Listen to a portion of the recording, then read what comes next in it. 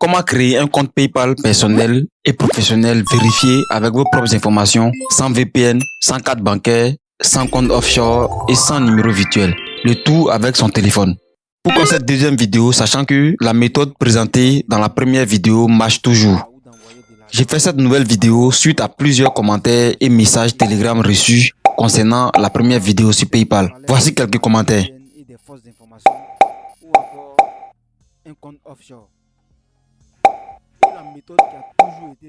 Dans cette vidéo, je vais répondre à toutes ces questions et je vais vous montrer quels sont les détails à ne surtout pas négliger lors du processus de création du compte. Nous allons créer un nouveau compte PayPal de A à Z. Pour cela, je vous demande d'écouter attentivement tout ce que j'ai dit, car les gens ont tendance à sauter les parties où on parle pour ensuite venir nous poser les mêmes questions. Je suis Light et je vous retrouve encore avec le même plaisir.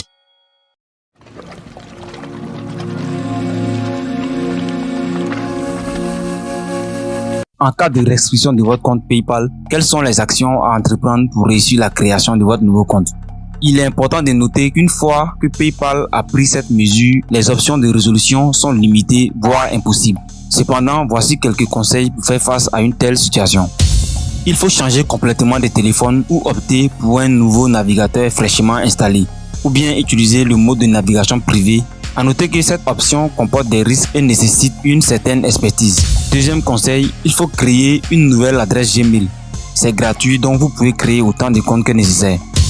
Troisième conseil, évitez de réutiliser les informations préalablement utilisées, car les informations que vous renseignez sont toujours sauvegardées par PayPal. Même si votre compte est banni, il est donc recommandé d'utiliser des informations personnelles authentiques. Vous pouvez par exemple utiliser la pièce d'identité d'une autre personne si vous avez déjà utilisé la vôtre. Quatrième conseil, comme précisé dans le titre, il faut éviter l'utilisation d'un VPN, sauf pour les personnes qui n'ont pas accès au site de PayPal, comme par exemple au Mali. Je vous conseille d'utiliser Windscribe VPN, mais il faudra maintenir la même localisation, c'est-à-dire que le même serveur que vous allez utiliser, par exemple la France que vous avez utilisé, vous devez maintenir cette localisation pour chaque connexion. Et le dernier point qui est également crucial, c'est l'envoi de la pièce d'identité. Je vais vous montrer dans cette vidéo un exemple concret pour que votre pièce soit acceptée par PayPal. Maintenant que tout ça est dit, place à la pratique. Donc on se retrouve sur mon téléphone. Avant tout, nous allons créer une nouvelle adresse Gmail. J'ai déjà fait une vidéo sur ça, donc je vais aller très vite. Je mets mon nom et prénom et je clique sur suivant. Ici, j'utilise les informations de la pièce d'identité que je vais utiliser sur le site PayPal. Je choisis une adresse, je clique sur suivant. Je crée le mot de passe et je clique sur suivant. Ici encore, je clique sur suivant. J'accepte. Et voilà, notre nouveau compte Gmail est opérationnel. Après la création du compte Gmail, nous allons maintenant installer Brave Browser. J'utilise Brave Browser parce qu'il y a déjà utilisé Chrome pour créer un compte PayPal. Voilà pourquoi j'installe un nouveau navigateur, comme précisé dans les consignes à suivre. On se rend dans Play Store et on tape Brave Browser. On l'installe. Une fois l'installation terminée, on ouvre Brave Browser. Et une fois Brave Browser lancé, on va fermer cette fenêtre. On clique sur les 3 points de paramètres en haut à droite pour vérifier que la case Brave VPN n'est pas couchée. Donc je vais fermer ça. Maintenant dans la barre de recherche, on va faire quelque chose de différent cette fois-ci. Cette fois-ci, on va taper paypal.com/AE. Pourquoi /AE cette fois-ci? La dernière fois, si vous vous rappelez, on avait utilisé les autos. Aujourd'hui, nous allons utiliser les Émirats Arabes Unis. Comme je l'ai précisé au début de la vidéo, la première méthode marche toujours. C'est pour apporter un plus à cette vidéo que je change de méthode. Donc on valide et on patiente. Vous allez voir dans la barre d'adresse que c'est PayPal AE Web Apps/MPP/Home. Vous pouvez voir que le site est en anglais. C'est pas grave, c'est pourquoi on a utilisé Brave Browser parce que lui il a un traducteur intégré comme Chrome. Vous pouvez voir aussi que PayPal détecte ma localisation. Ils disent que non, le site est disponible pour la Côte d'Ivoire. Je vais cliquer sur français pour traduire le site en français. On patiente quelques secondes. Et vous voyez, le site a été traduit en français. Tout n'a pas été traduit, mais bon, ça va suffire largement. Et on va cliquer sur inscrivez-vous pour gratuit, qui était auparavant en anglais sign up for free. Et une fois ici, on a la possibilité de choisir entre un compte personnel et un compte professionnel. Un compte business et un compte professionnel. Ici, j'aimerais apporter une précision. Je ne sais pas où vous avez lu ça, mais certaines personnes disent qu'on ne peut pas ajouter un compte business à son compte TikTok. Moi, je vous réponds que c'est pas vrai parce que moi-même, j'ai un compte business, le compte non-galantage qu'on a créé dans la première vidéo, et je l'ai bien relié à 3 de mes comptes TikTok. Donc, pour ceux qui disent ça, sachez que ce n'est pas vrai. Et moi, je ne conseille pas à quelqu'un de créer un compte personnel. Mais si vous voulez créer un compte personnel, le processus reste le même. Vous choisissez compte personnel et vous suivez les mêmes étapes que nous. Mais dans cette vidéo, nous on va utiliser un compte business. On choisit compte business et on clique sur continuer. Et une fois sur cette page, créer un compte professionnel. On va mettre le prénom, le nom de famille. Je rappelle encore, vous mettez les informations qui figurent exactement sur la pièce d'identité à ce niveau-là. Adresse email, on met l'adresse Google qu'on vient de créer. Et dans mot de passe, vous mettez un mot de passe entre 8 et 20 caractères. Vous voyez la consigne en bas, respectez les éléments de la consigne. Une fois que nous avons renseigné tous les champs, on va défiler vers le bas et on va cocher « Vous avez lu et accepté le contrat d'utilisateur et déclaration de confidentialité ». Maintenant, on clique sur « Accepter et créer un compte ». On patiente quelques secondes et à partir de là, vous voyez, nous venons de terminer une première étape. On nous demande d'activer notre compte PayPal pour commencer à utiliser PayPal. On va défiler vers le bas. Ici, on nous demande si on veut confirmer le compte maintenant ou bien si on veut passer cette étape et activer le compte après. Nous, on va cliquer sur Let's Go. Nous avons déjà reçu un mail de confirmation, mais nous allons y revenir plus tard. Donc, on continue. Ici, on nous demande si nous sommes un vendeur individuel, propriétaire unique ou affaires. Affaires, c'est pour ceux qui ont une entreprise. Ici, nous allons choisir vendeur individuel, propriétaire unique. Si vous êtes une entreprise, vous choisissez affaires. Lorsqu'on choisit vendeur individuel, automatiquement, il y a un formulaire qui s'ouvre en bas. Business type, on nous demande ici le type de notre business. Moi, je vais choisir individuel. Sinon, en bas, on nous demande la date de naissance. Donc, vous mettez la date de naissance qui figure sur votre pièce d'identité. Juste en bas, vous pouvez voir qu'on demande la nationalité. Donc, vous allez mettre la nationalité qui figure sur la pièce d'identité. Dans mon cas, c'est Côte d'Ivoire. Vous l'aurez compris. Le code, on va utiliser le code 225 pour la Côte d'Ivoire. On va mettre le numéro de téléphone de la Côte d'Ivoire aussi. Ici, on met notre numéro personnel. Une fois qu'on a saisi notre numéro, on va saisir les informations résidentielles. Une fois que vous arrivez sur ce formulaire, je suis sûr que vous ne comprenez rien. Moi-même, je ne comprends rien aussi. Ne vous inquiétez pas, Google est là pour nous aider. On va commencer par le dernier champ où ils ont mis Émirats. On va mettre Abu Dhabi. Maintenant, on va ouvrir un nouvel onglet dans notre navigateur et on va taper Émirats Arabes Unis, adresse Abu Dhabi et on valide. Et on clique sur le premier lien. Et on va copier Liwa Tower P.O.box 901 Abu Dhabi. On va revenir sur le site de PayPal et on va coller ce qu'on vient de copier dans informations supplémentaires. Dans le champ PO boîte, on va taper plus 971 et dans le dernier champ qui reste ville, on va coller la même chose qu'on a copié sur le site, c'est-à-dire la même chose qu'on a dans informations supplémentaires. Mais sauf qu'on va supprimer jusqu'à 901, c'est-à-dire qu'on va enlever Abu Dhabi. On vérifie nos informations concernant l'adresse. Une fois que c'est bon, on clique sur suivant. On patiente quelques secondes. Et là, nous sommes redirigés sur cette page. Sur cette page, on nous demande de parler un peu plus sur notre business. Ici, on va cocher « Utilisez votre nom légal complet pour le moment ». Lorsqu'on coche ça, il va mettre automatiquement le nom et le prénom que nous avons saisi préalablement. Numéro d'enregistrement d'entreprise. Nous, on n'a pas ça, donc on va sauter ça. Et juste en bas, on demande quelle est la devise principale de votre entreprise. Par défaut, c'est $. Si vous voulez, vous pouvez changer la devise, mais moi, je vais laisser par défaut. En bas, on nous demande que vendez-vous ou quel service offrez-vous. On va taper Rési pour résidentiel. Et on choisit entrepreneurs généraux, résidentiel et commercial. Ici, on nous demande si on a un site web. Si vous avez un site web, laissez cocher oui et vous mettez le lien de votre site. Dans notre cas, nous, on n'a pas de site web, donc on va cliquer sur non. Et ici, on nous demande quelle est l'adresse commerciale de l'entreprise. On va juste cocher « Utilisez votre adresse résidentielle » et on va cliquer sur « Suivant ». Et là, nous avons presque terminé, sauf que vous voyez, on nous demande de choisir notre pays pour pouvoir compléter. Ici, on choisit le pays qui figure sur la pièce d'identité et on clique sur « Submit ». On patiente quelques secondes. La fenêtre a disparu, mais la page charge toujours. Et là, qu'est-ce que vous voyez? Félicitations, vous êtes tout prêt. Nous avons envoyé un lien de confirmation par email pour vérifier que l'adresse email que vous fournissez vous appartient. On va cliquer sur aller à la page d'accueil. Lorsqu'on revient sur la page d'accueil, vous voyez, on nous dit de nous envoyer un mail de confirmation. On va sortir de notre navigateur et on va se rendre dans Gmail. Une fois dans Gmail, vous pouvez voir qu'on a reçu 4 mails de la part de PayPal. Nous allons cliquer sur le premier. Confirm your email to use your account. Ici, on ne va pas cliquer sur le lien. Parce que si on clique sur le lien, il va ouvrir ça dans notre navigateur par défaut. Donc ici, faites très attention. On fait un appui prolongé sur le bouton Confirm your email. Et là, on aura ouvrir dans le navigateur, copier l'URL, partager le lien. Nous, on va cliquer sur copier l'URL. Pour ceux qui vont utiliser un navigateur privé, c'est de ça que j'ai parlé. Quand j'ai parlé de l'expertise, c'est-à-dire que ici, vous allez copier l'URL. Vous allez copier l'URL. Si vous utilisez une navigation privée et vous allez partir dans votre navigation privée pour coller l'URL. Donc, on va copier l'URL et on va se rendre dans Brave Browser. On ouvre un nouvel onglet, on colle et on valide. Et là, PayPal détecte notre adresse mail et nous demande de mettre notre mot de passe pour continuer. Je mets le mot de passe et je clique sur Login. Et là, qu'est-ce que vous voyez? Your email has been confirmed.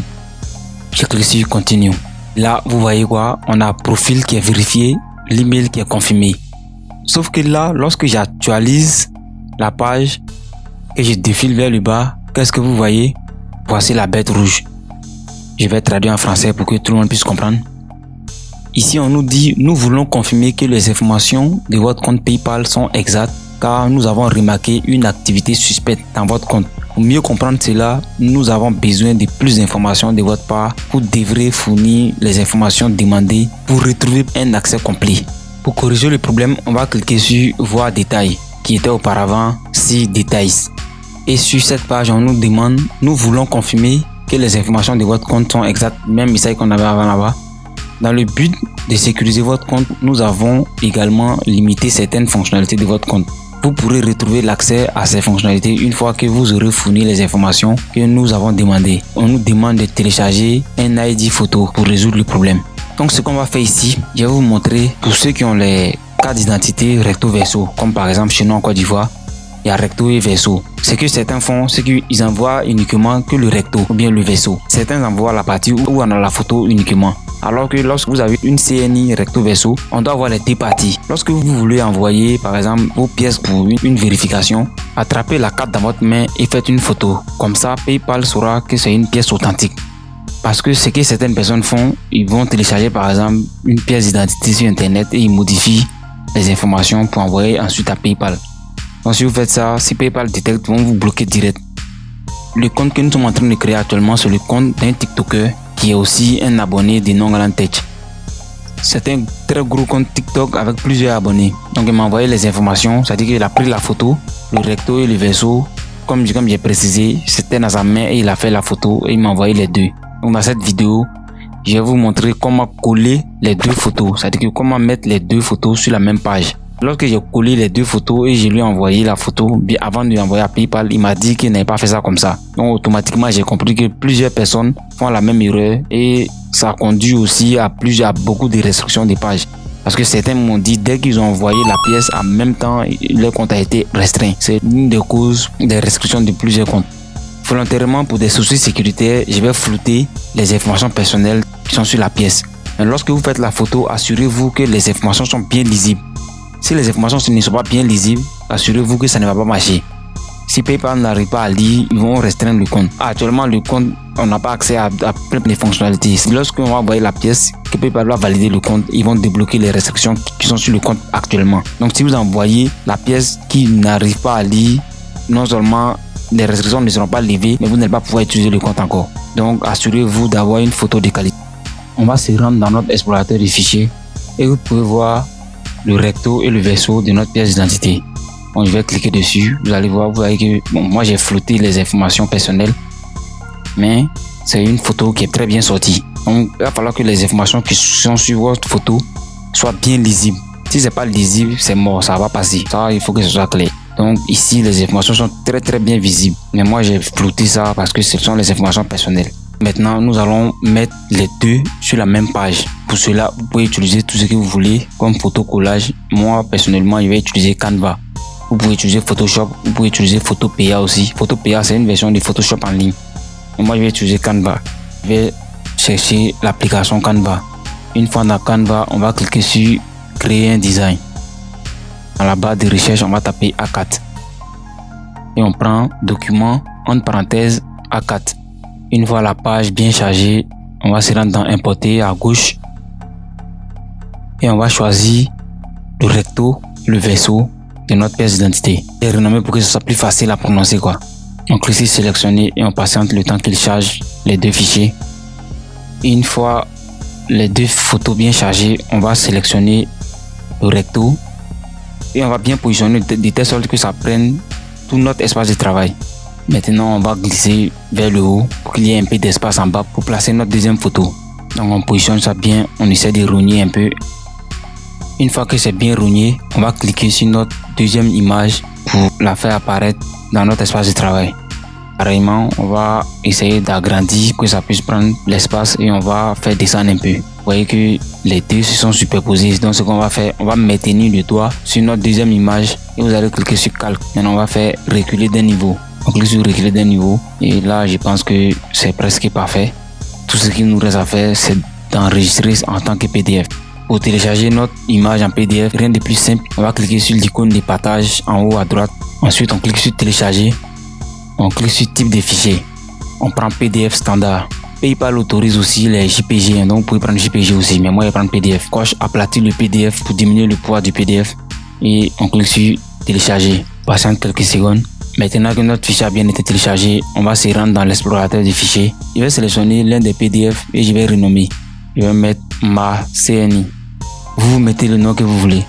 Maintenant que notre CNI est prêt à être envoyé, on va cliquer sur résoudre. Et ici, on a type de document. Il y a 3 types de documents qui sont acceptés.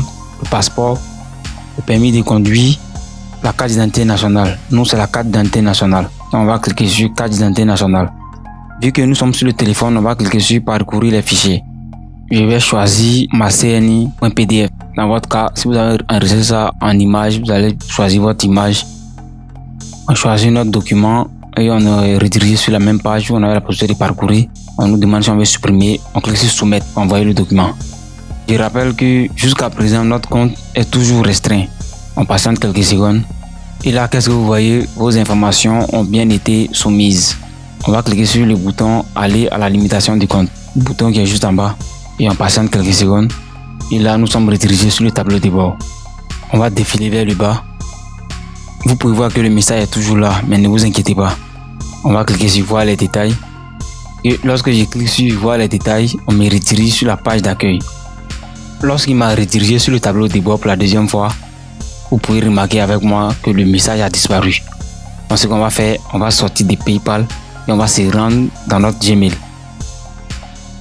Une fois dans Gmail, vous pouvez voir qu'on a reçu 2 messages de la part de PayPal. Je clique sur le premier message, il nous dit qu'il a bien reçu nos informations. C'est-à-dire qu'il a bien reçu la pièce qu'on a envoyée. Maintenant, lorsqu'on clique sur le deuxième message et le dernier, on nous dit Your account has been restored. C'est-à-dire que notre compte a bien été restauré. Les limitations qu'ils avaient mis sur le compte, les limitations ont bien été levées. Voilà pourquoi vous avez vu que le message rouge qu'on avait, ce message-là a disparu. Donc on revient sur notre compte PayPal et vous pouvez voir lorsque je défile vers le bas, je n'ai pas de message en rouge encore, je n'ai plus de notification. Bon, c'est bien beau tout ça, mais il nous reste une dernière chose à faire. La langue d'affichage, c'est l'anglais. Donc vous voyez, c'est pourquoi à chaque fois que ça charge, nous sommes obligés d'attendre que le site traduise ça en français. Maintenant que nous avons notre compte, nous allons changer la langue par défaut d'affichage de notre PayPal. Pour cela, on va cliquer sur le nom de votre entreprise, après aide. Et on va cliquer sur paramètres du compte. Ensuite, on va dans Account préférences ou préférences du compte.